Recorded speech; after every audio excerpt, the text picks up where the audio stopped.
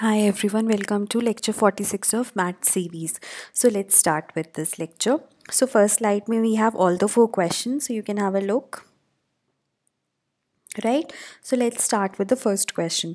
So the question is, do you think there is a need to broaden our narrative on sexual violence against women in India? Substantiate, right?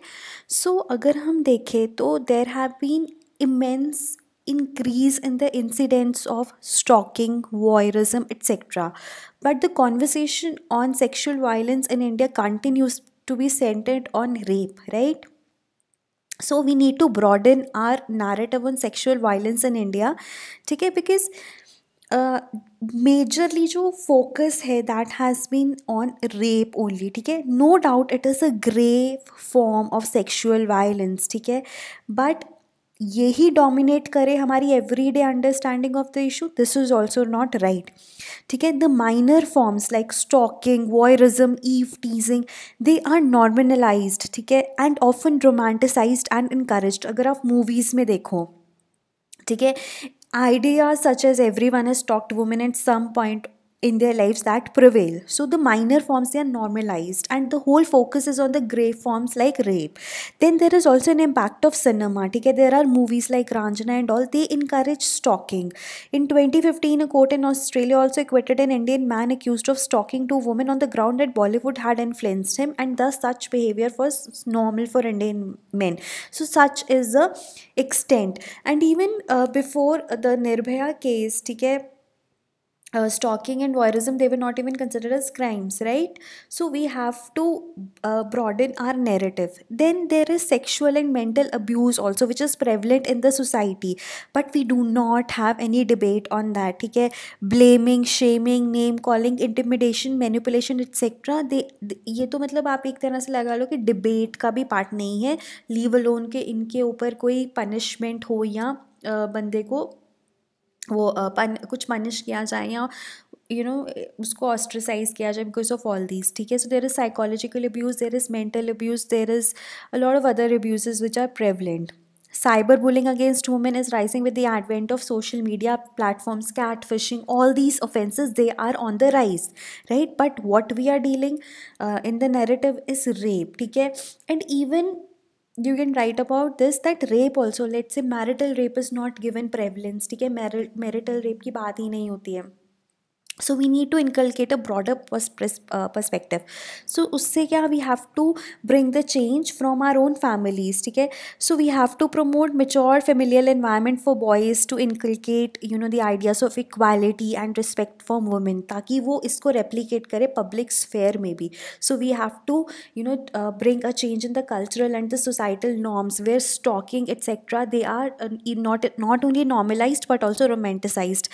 Then we have to give certain psychological strength to women ताकि वो curb कर सकें, ठीक है. Psychological strength, physical strength should be given to them. Then you can have awareness camps like Mard, ठीक है, and he for she campaign by UN women. So we need to have these campaign. So and broadly awareness पे बहुत ज़्यादा बात आके रुकती है, क्योंकि अगर आपको अवेयरनेस ही नहीं होगा so you will obviously not act on it, ठीक है. So we need to empathise with each and everybody irrespective of the gender differences, ठीक है, for the sake of humanity. And you have to also act against the offenses against any person of any sexual orientation. So you can even say कि आप यहाँ पे LGBTQ का भी लगा सकते हैं कि we not only have to take care of the sexual offenses against women but against the sexual minorities as well. So you can conclude it in that way also, right? So inclusion of the values of equality, liberty as enshrined in the Indian Constitution need to be enshrined in our personal lives as well, right? Next, JS2 question है on the quadrilateral group. The Quad policy both complements and contradicts India's Act East policy comment, ठीक है. So आप इसमें बता सकते हैं कि what is Quad policy? It is adopted by India, is a development and collaborative initiative with USA, Japan and Australia, ठीक है, USA, Japan and Australia, sorry, which are promoting stability and maritime alliance in Indian Ocean region. Trade and commerce is there, right? And possible counterbalance to the string of pearls theory or to China, right? So अगर हम बताएं कि how it complements, so you can give certain points, right. So both quad and Look East policy of India serves as a countermeasure to the string of pearls theory mooted by China. So in that way, they are complementing each other. So the objective is also on the similar lines. See, security. So the three countries, they can corroborate India's efforts in maintaining peace and security in the southern East Asian nations, ठीक है, in the Indian Ocean या India Pacific, Indo-Pacific region. So for that, you can actually collaborate on the security front. Then financial support is there. We have infrastructural developmental support and investment from these countries in the development of the East Asian region can also help in the development of Northeast region and can actually promote India's Act East policy. Then it will also enable cultural integration, ठीक है, political and people-to-people engagement, right? Then you can have technology flow, empowerment of people in the East Asian region. So you can actually give a lot of points on these lines, ठीक है, be it Southeast Asia or be it East Asia. Then enhanced connectivity will actually complement Act East policy. Then economical reasons are also there because these countries can become a major trading partner, ठीक है, and they can actually bring a lot of economic growth in this region, ठीक है, especially in the Southeast Asia region and in the East Asian region. So that can actually supplement the Act East policy. See, when we talk about the Act East policy, so we have to say Northeast development of NER, Northeast region development and connectivity with and relations with respect to East Asian region as well as with respect to Southeast Asia, ठीक है. तो वो अगर वहाँ पे development होगी तो India की एक्ट ईस्ट पॉलिसी के साथ ये कॉम्प्लीमेंट ही करेगा, राइट. बट आप ये भी कह सकते हो कि कॉन्ट्रडिक्शंस भी हैं क्योंकि जो आपकी फोकस है वो अगर इस पर आएगा तो जो एक्ट ईस्ट पॉलिसी के प्रोजेक्ट्स हैं, ठीक है, जैसे कि यू हैव कलादान प्रोजेक्ट, ठीक है, then you have IMT highway project, उससे फोकस कम होगा, ठीक है. Focus main focus of Quad policy being collaboration between Quad nations, Northeast Indian connectivity with ASEAN may be hampered, right? So वो hamper भी करेगा, ठीक है. Quad is more on the lines of military alliance, international agenda on terrorism as opposed to the economic development or on ASEAN, ठीक है. और but एक तरह से आप ये लगा सकते हो कि उसका ब्रॉडर थीम ये है और इसका ब्रॉडर थीम ये है, बट दोनों आपस में फिर भी स्पिल ओवर इफेक्ट्स होंगे, ठीक है. बिम्स्टैक IORA में टेक अ बैक सीट, ठीक है.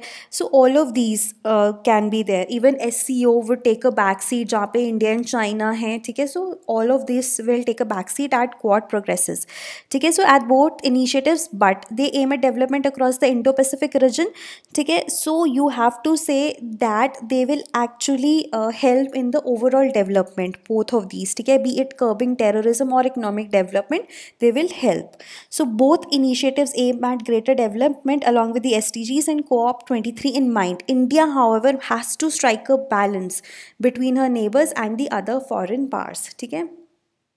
So next is on GS3. So the question is, demonetization has totally failed to curb black money comment. So जब government actually took this decision of demonetization, so it was hailed as a progressive step, but it had certain limitations also, ठीक है. So it actually rendered the unaccounted money which was in the form of currency notes of 500 and 1000 was rendered useless, ठीक है. So this is like one of the advantages because unaccounted money was rendered useless. So it was a progressive step. Then it incentivized the people to keep their deposits in the banks, ठीक है. So that will actually increase the capacity of banks to give loans and also lower the interest rate. So this is a spillover effect of demonetization. Then demonetization was also a big blow to the businesses of drugs, illegal arms trade and terrorism, where major transactions are carried out in cash, ठीक है. Cashless transactions were promoted by it, ठीक है. It actually promoted the cashless transactions, ठीक है, and the digital transactions. So since it was through a legal channel, ठीक है. So but अभी हम देख रहे हैं कि that is decreasing, ठीक है. So these are the positive aspects कि एक तो unaccounted money was rendered useless, incentivize the people to keep their money in the bank so that उनके ऊपर चेक रखा जा सकता है कि किसका पैसा है बैंक में. और उसके बाद इलीगल आर्म्स वगैरह ड्रग्स पे एक तरह से ब्लो है, और कैशलेस ट्रांजैक्शंस भी इंक्रीज हो गई. सो you can actually keep a tab on the movement of the money. But at the same time इसमें लिमिटेशंस भी थी. जैसे कि अभी पता चला है आरबीआई की रिपोर्ट में कि 99% of the demonetised money has come back. ठीक है. सो पहले बोला था कि कुछ money will not come back. ठीक है. And but it didn't come true. Only 16,000 crore didn't come back. This means that previously unbanked money has now been credited to bank accounts. This money is now being taxed and is getting converted into white money. ठीक है. So it all depends now on the income tax authority to track down these hoarders, right? So that is one very big issue of demonetization, that it is considered to be legal money laundering scheme, right? Then अब क्या है, most of the black monies जो है that was in the form of gold, land and other assets. ठीक है. That cannot be targeted by demonetization. Then disruption in unorganized supply chains. ठीक है. In fact उसके साथ ये भी हुआ कि जो अनऑर्गेनाइज सप्लाई चेन्स थी they were disrupted because they were dependent on cash. So this is also ill effect of demonetization. Then Jandhan accounts, they were flooded with deposits. Then ITD, ठीक है, whether it has the necessary resources to track down and penalize the corrupt is yet to be proved. Then there is no account of the details of the black money stashed in the Swiss bank accounts, which also form a considerable amount. So there is no instances where the terror funding has been stopped, which means that the black money is still in circulation. ठीक है. So there was no audit in the accounts of various temples and all that, properties of religious organizations, क्योंकि these places are safe for keeping black money as donations. ठीक है. So इस पे भी, so there are a lot of limitations of demonetizations to keep a check on the black money. ठीक है. तब you can conclude it, thus it can be concluded that demonetization did not gain the huge success as expected and can be even considered as a failure in the short run, but you have to be optimistic that it will do good to the country in the long run. Then lastly, the question is, the measure of a man is what he does with power. Do you agree with Plato's view? Comment. Okay, so you have to basically give your answer on these on this quote, right? So what does this quote means? It means a man's personal self-worth is measured by what he does with the authority or the power given to him. See, according to it, power itself is neither good or nor evil, but what a man does with the power, ठीक है, that is what makes the power good or bad. So character of any person is measured by certain parameters, ठीक है, like integrity, selflessness, honesty, people centric nature, right, etc. ये है. अब क्या होता है कि when a person is not in power, he will say a lot of things. He will say, let's say, criticize politicians that they are not able to implement a certain policies, है ना, etc. But his true nature comes out once that person will have the power and money at their disposal. Then that person, what he does with that power will actually say a lot about him. ठीक है. So power, whether that power is used to attain utilitarianism, that is for the benefit of the maximum people in terms of social, political and economic advancement of the nation and the people, or that is so a man with power, he should have attributes of altruism, patriotism, ठीक है, humility, integrity, probity. So this is very important. So whether that person is using the power for utilitarianism or he's using he is doing despotic use of power, he's creating an authoritarian regime, ठीक है, increasing the sufferings, crimes, etc. For example, Mahatma Gandhi ka, you can give an example. He used certain attributes, है ना, and so he used it for the freedom for the country, and Hitler used these attributes to cause a lot of holocausts and all those things to the people. So we can actually say that with great power comes great responsibility, and that power can actually turn a man into a hero or a villain. So a person has to use his power cautiously using EI, है ना, and then he has to use his resources which come along with the power efficiently for a peaceful world and society, right? So that's all for today. Thank you.